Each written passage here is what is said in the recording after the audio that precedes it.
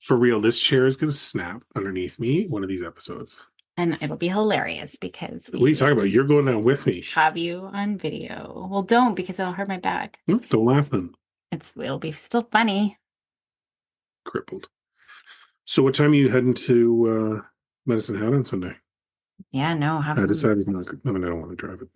The next day we're leaving at what, 3 o'clock? We're out the door at 3 o'clock in the morning to get to the airport. New Orleans. Gonna be fun. It's not going to be great. It's not gonna be Leaving at 3? Yeah. Or being in New Orleans? New Orleans will be fine. Yeah. But not looking forward to the other bit. Yes. Well, I'm presenting, so that'll be good. Anyway, yeah, so have fun in Medicine Hat. How far of a drive? 3 hours. Oh. Each way. All in one day, plus like 5 hours at the rink, 6 hours at the rink? Yeah. Oh. At least, yeah. Yeah, we got to be on the road by 7 a.m. and we won't be getting home until closer to 10 p.m. Is the team doing a bus? No. Oh. So I'm going to be hammered down on the trip home. Is Grandma going with you? I have not discussed it with Grandma. Oh, we'll have fun with that. So we're going to have a cranky 12-year-old is what you're telling me. Yeah, a cranky 40-something-year-old. And 2 cranky 17-year-olds. So I'm going to be the only one chipper at 3 o'clock in the morning. Which is just going to make the problem worse. Because I'm going to be excited and loving everybody and squeezing and hugging everybody from my excitement. It'll be great. It'll be really good. I have another guest. Just killing it. Again. I know. We've got so many guests. Yeah, it's crazy. We're growing in popularity. Everybody wants to be on our show. Everybody wants to be on your show. Our show. Nobody knows me. Nobody knows me after the intros you give me. With my co-host. Anyways, it's stuck. I've noticed. Oh. Low-key shade. Come on to you. Well, I don't introduce myself. It's not like they know me. Everybody knows you, Captain Dr. Professor. No, they don't. No, they don't. So Wendela Marsh is here. She is an award-winning author, sought-after speaker, and CEO of Adult Autism Assessment and Services. Her late husband, David, was autistic, so lots of experience on this regard, as are 2 out of their 3 children. Her book, Parenting While Autistic, book 4 of the Adulting While Autistic series, is born from her lived experience co-parenting with an autistic spouse. There's lots of books about how to parent autistic children, but very few resources when the parent is autistic. And so that's our focus on today, is really about parenting while autistic and just addressing some of, oh man, I couldn't even imagine. I mean, well, I have my own sensory sensitivities and things like that. Social situations. Like flurry spoons. Oh yeah, I can't do McDonald's McFlurry spoons. They disgust me. As anything plasticky. Not all plastic stuff, just certain. Oddly shaped plastic stuff you don't do well with. Yeah. Or sticky, like those sticky hands that kids will have, and they'll slap it up against something and it sticks there. Like, ooh, ooh. There's certain things like that. Yeah, no, I've witnessed it. Yeah. So, but, I think that it's hard because even just looking at, the social battery or having a long day, autistics can't, if their battery's drained and they still have to come home and be a parent, that can be really hard, right? When you just need complete sensory deprivation. Anyways, we're going to talk all about this and we're going to have an expert talking with us. So enjoy. All right. Well, thank you so much for joining us on the show, Wendela. It's great having you here. Why don't we start by having you introduce yourself to everyone who's listening? Well, sure. Although my name is Wendela Whitcomb Marsh, that's what I write under. People call me Wendy. I was married for almost 27 years to an autistic man, late diagnosed. He had a heart attack back in 2009. And 2 of our 3 children were also late diagnosed with autism. So after I had 20 years as a special ed teacher, and then I became a school psychologist and was doing autism assessment with very young children. Then when I retired, I wanted to maybe see a few private clients and maybe write a book. But retirement didn't really take with me. So I just signed a contract for my 9th book with my publisher.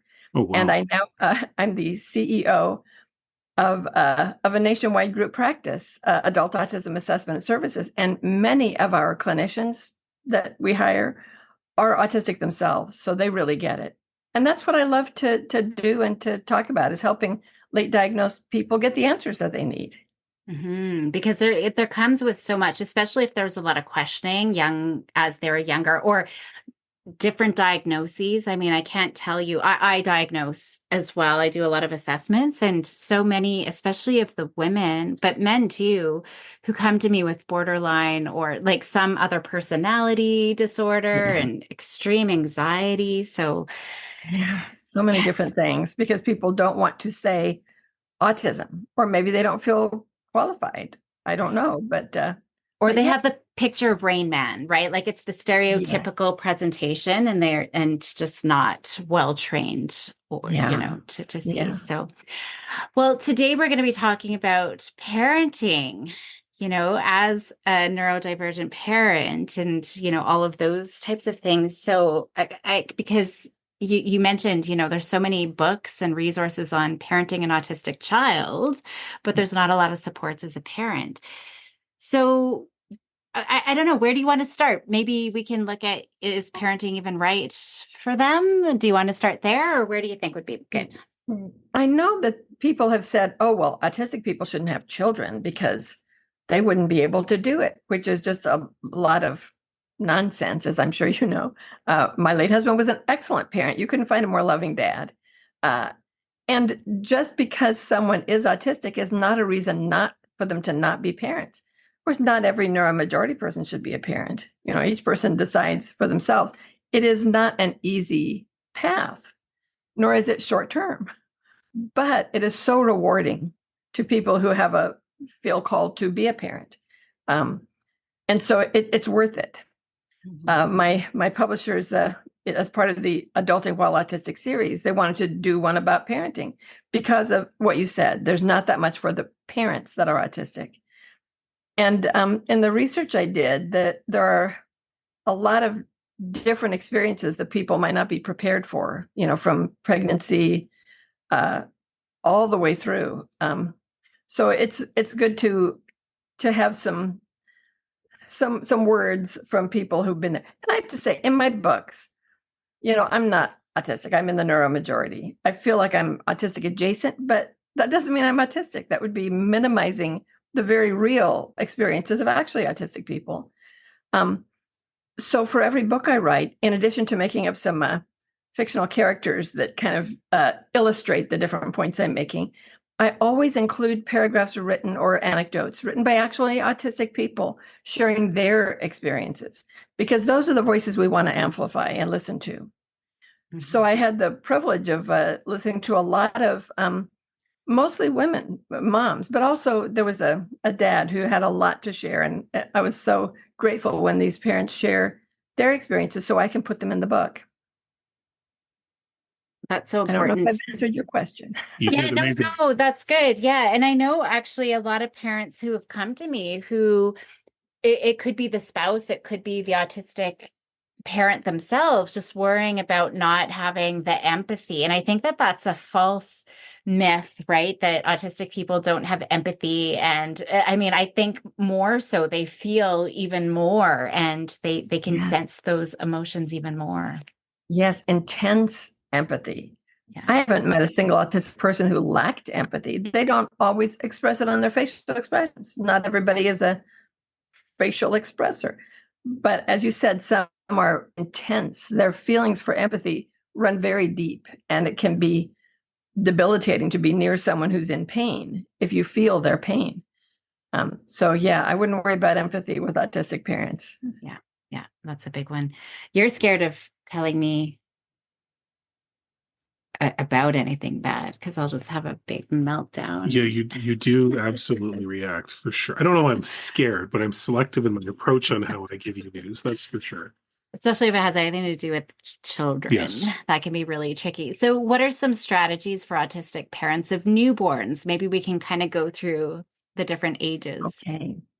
And I do believe that a lot of the strategies for autistic parents are also good for all parents, but maybe we just need to pay even more attention with an autistic new mom. A lot of moms get kind of overtouched. It's like, I've been nursing this baby for 23 hours and I don't want anyone or anything to touch me. But many autistic moms have such a heightened sensory awareness and experience that they can reach that level of, I can't do this anymore, sooner. So to just be prepared for that, to know that it's not that you're a bad parent. If you have to say, now, Dad, you need to make them a bottle because I can't do that for for a while, and to recognize that you need to plan in advance for things like people coming to visit the baby, and make sure that there's like a time limit so that the mothers-in-law don't come and just overstay and exhaust the poor mom. Let people know, and I think this is also true for all moms, let them know what it is you need. So you might not need grandma to come over and hold the baby. You might want to bond with the baby and let grandma, do the dishes or cook a meal. On the other hand, you might want to see your mom or your mother-in-law or your father-in-law or father bonding with the baby so that you can just rest and not do anything. Thinking about what you need in advance is real important, and letting people know. And maybe your spouse can help you communicate. This is the timeline. At 2:00, everybody's out the door, and I'm going to be opening the door and escorting you out. Because at 2:00, whatever you're doing, that's the end of the visit. And then planned recovery time, because it will take a lot longer for the autistic parent to recover from that social visit. And planning for it and saying, you deserve to have 2 days off if you did that thing, because for you, that was really hard and it used up a lot of your energy. And to plan that it's normal to have a lot of preparation and a lot of downtime afterwards where you don't have to do anything except maybe feed the baby, maybe change a diaper, but hopefully you've got somebody else that can help with that. It's so easy for, I think, all parents to think, oh no, I'm not doing enough. I can't take time for me because now I'm a mom. It all has to be about the baby. But it's so important, and especially for our autistic moms, to give yourself permission to say, these are my limits. And I'm still a good mom and a loving mom. I adore my baby. And now I need to not be holding the baby. Yeah. Yep. I do a lot of training on autistic burnout and how important those brain resets are throughout the day, and then longer ones throughout the week and months. Like we're making sure, and I talk a lot about being assertive, right? Like, these are what I need. This is what I need from you, right? Yes. And that understanding. So that supportive network. We have a family member who is or family member friend. I don't want to talk too closely because people might start talking about, but someone in our life that we know who is autistic. And I think that there is a lot of stigma because she gets exhausted and sleeps all day and everyone else is cooking and cleaning and frustrated and not really truly understanding how much that brain does need that sensory deprivation and that total break and reset. Because I think that that's so important. Well, and I think you're right. Like that's applicable whether you're talking about someone on the spectrum or not, right? Like we had to do that ourselves at times, right? And just have ground rules. And it was about everything from, we're leaving at this time so the kids can have their nap and then we can go do whatever, and right up to, we're not leaving the house on Christmas Day, right? We knew that was a day that we needed to recharge, and we stopped the practice of running around and being crazy. And I think it's important for anyone to be able to have those conversations. Yeah. And you're going to ruffle feathers, unfortunately. Totally. Like, ideally, you have the supportive network that's going to understand. But at the end of the day, you don't want to go into burnout, especially with a newborn or no matter what age your children are at. So we have to be very clear about those boundaries. Yeah. And I think it's important, especially in a neurodivergent couple, for all couples, for each partner to kind of be responsible for their own parents, to say to my parents, she's not lazy. Yeah. She needs to recharge. This is important. And for her health and her well-being as a mom, don't bother her. Don't say she's being lazy. Or for the wife to say to her parents, he's not abandoning me. If he plays video games for hours, it's because that helps him reset and relieve stress. People get the idea that adults who play video games are like they're, living in their mom's basement or something. But for so many people, a video game is a tool that they use to reset after a really stressful day. So for each partner to say, to protect their partner, to say, no, they're not lazy, they're not backing out, they are autistic, and we are doing what we need to do as a family to keep it going. If you can help us, here's what we need. That's a good one. So as kids get older, so they're, entering school, what are some other strategies now? Yeah. Some of the things that parents of school age kids have to deal with is, PTA meetings.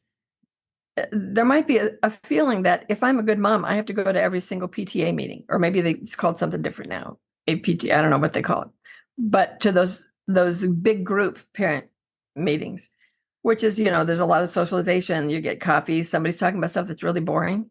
Now, when I was a kid, my parents were teachers or principals at different things, and they never went to a PTA meeting unless one of us was in a play at the PTA. 100%. Can confirm. Yeah, we've approach we've works. never, ever been to any. Yeah. I'm always surprised when I see the recap of a meeting. I'm like, oh, a meeting happened. Cool. Yeah. Nice. Yeah. But an autistic parent that might be trying so hard to prove that they are worthy might think, I have to go to that because it's for parents. And you know what? They don't have to go. Now, having been a teacher before, I'm going to say that anyway, because if there's anything you really need to know, it will be in that recap. That'll be in an email and you can find out later. You do not have to go socialize with the other moms if you don't want to. There may be times that your child wants to have a play date with somebody else. And then there's some tips for how to manage that. Maybe go to a park so you don't have to have strangers in your house if you're not comfortable with strangers in your house, or invite them to your house if you're only comfortable in your house and you don't want to go in somebody else's house. But just figure out what works for you so that your kids, who may or may not be autistic, can have whatever level of friendship that they want. And maybe they don't want a lot of friends, and maybe they do. But just doing it in the context of what works for our family. As far as those things. And, there's always, there's like tips for chores around the house, because, as a parent of adults, you're always thinking, what are the things that could be done in childhood that would lead to independence in adulthood? So one tip is to have, most people have chores, but what you could have is jobs, and they could apply for the job. You could write up a job description, feeding the dog. Has to be done at these times. Yep. Has to be cleaned up after. And then kids can apply for the job and fill out a form and go to an interview. Tell why they think they would be good at the feed the job that you have posted. And then give them the job and give them a fair pay for that. And if you have more than one child, you could make it a short term so that somebody else can have a turn if that's like the best job in the house. I would love to take that a step further and performance manage my kids via the job. Put them on a performance improvement plan. Well, because that's part of having a job, isn't it? Totally. I might not even hire one of them, depending on the role they applied for. I love that because, even I'm as a school psychologist, and I am always telling teachers, like, instead of telling, I've talked to parents about this, but I usually think about in the schools more, giving kids jobs rather than telling them what to do. So it's like, okay, it's time to be a mathematician. Even just the role, the title, right? Now we're going to be an author. Now we're going to be a counter wiper, or, janitorial, whatever. Yeah. There is a sense of, empowerment with that. So I love just taking it that step further, and actually, I love that. Applying, and then they know exactly what the roles and responsibilities are. And way back when I was a teacher, I did that kind of thing. And, my kids paid rent for their desks, and I paid them for work accomplished. And, And then, they learned how to write checks. One little boy said to me, this was back in the 70s. And this was a fairly low income area. And he came to me, he says he was so proud because he was the only person in his family who knew how to write a check. Oh, wow. Yeah. Of course, today, people don't write checks anymore. Yeah, my kids don't know how to write checks either. Yeah. But for completely different reasons. Absolutely. They're not going to need it. Yeah, exactly. Yeah. That's fantastic. So what about as they get into those tricky teen years? Those are tricky. If you're somebody who takes things very personally and who really feels the knife of an insult, it's going to be hard because I think a preteen and teen, part of their job is to be embarrassed by us as parents, that they even have parents. And sometimes they might say mean things. Hopefully not, but you never know. The hormones are, crazy. So to be able to just step back and, have a conversation where it's like, I see that you're upset.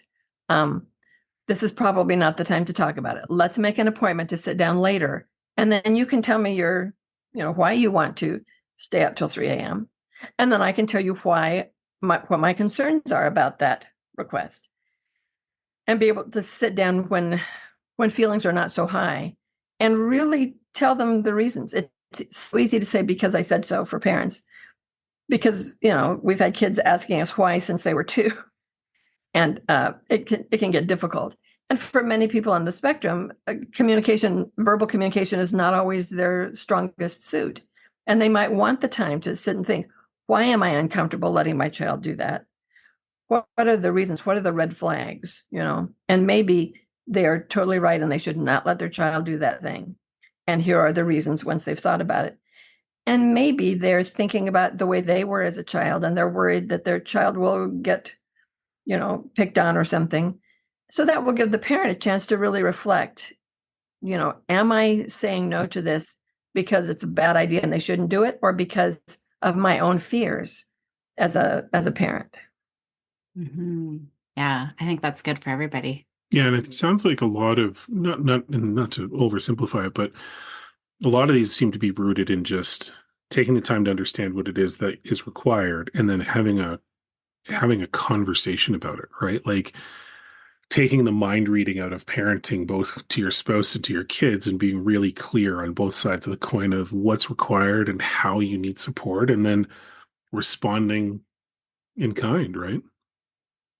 Yeah, I think that's brilliant, because all parents should be doing this and all couples.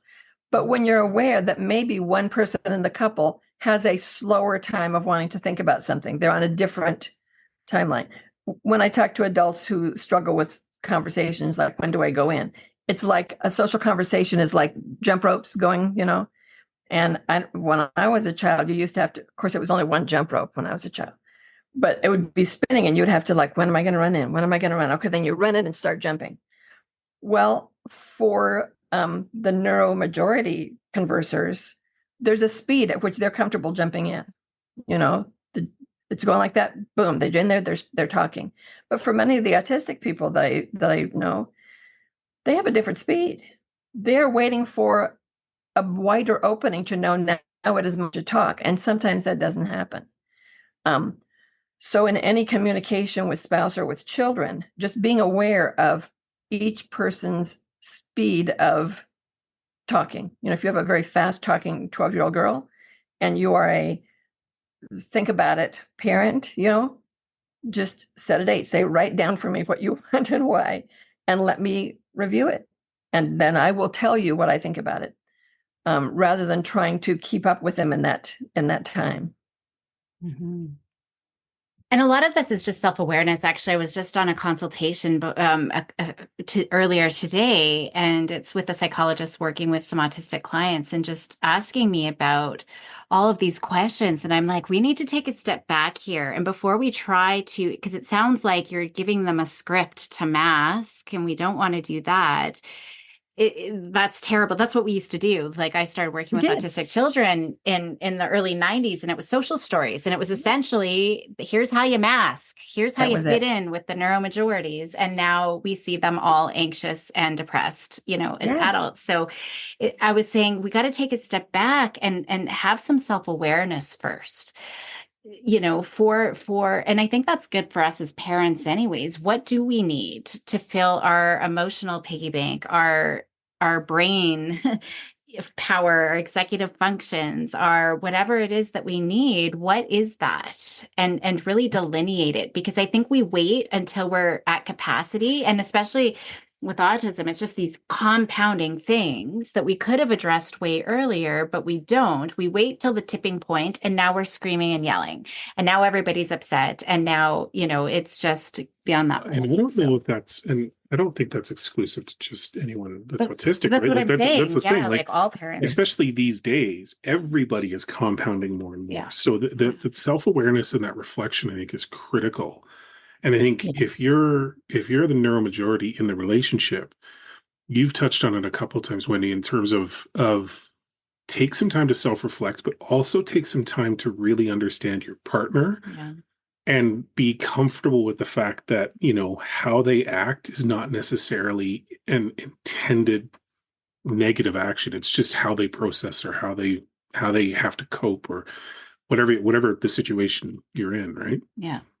And I think the cup, like between us, I mean, I think we just intuitively try to, well, I guess we did talk about it early on with our firstborn, but we're just a good tag team, right? It's like we know when we use that same term. But that took practice though, right? Like there wasn't an intuition at the beginning. Yeah. There was a lot of missed signals and a lot of missed intuition where we did finally have to sit down, and I remember the conversation at the kitchen table where it was breaking point, right? We needed to figure out how to go back and rebuild. And that was where, I think, to your point, that was that layered on both of our sides. We think we're managing, and then it just crashed, right? But since then, we do have the benefit of intuition, because now we can recognize what we're seeing and know what we can do to support that, and give the person that break they need, or give them that support they need. And if not, then still ask, right? Yeah. But it is a bit of an art more than a science, and experimenting, right? Like, maybe we don't know right off the bat, but it's through that self-exploration. And I don't think it's a single thing. No, it's right. Not. Like, I think that's the other thing, is this is situationally dependent a lot of times. Yes, I know I don't deal with this well, but if it's a situation that's not as major or whatever, I can probably just make do, and I don't need those supports or whatever. And I think that's where the back and forth probably comes in a bit. Yeah. Yeah. And I think one thing that you guys you're such a good example of, but many couples, when they first find out that one of them is autistic, the struggle that I hear from both sides is maybe a non-autistic, a neuromajority spouse saying, well, I guess now they're disabled, they're not just being a jerk. So now it's all on me because I'm not disabled. So I have to change everything to make, and then the other one is saying, well, I guess I have this disability. So now I have to change everything to try to be, basically to mask better. And it's never one side or the other, as you know. It is both sides finding that balance, and it has to be equally shared the way you guys have demonstrated.